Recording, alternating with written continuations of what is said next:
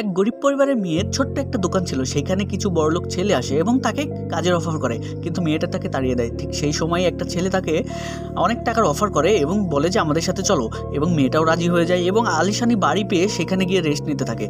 তখনই তার সামনে একটা মেয়ে চলে আসে আর বলে যে তুমি কে, তুমি এখানে কি করছো?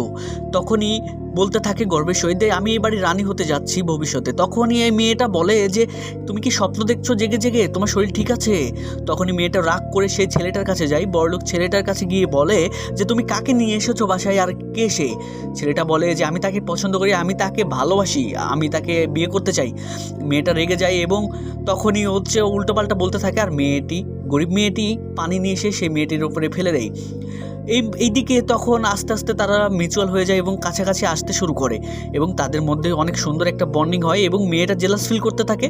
তখনই আরেকটা ছেলে এসে তাকে বলে যে কি হয়েছে তোমার? তখন ছেলেটা রাগে বলে যে তুমি বের হয়ে যাও।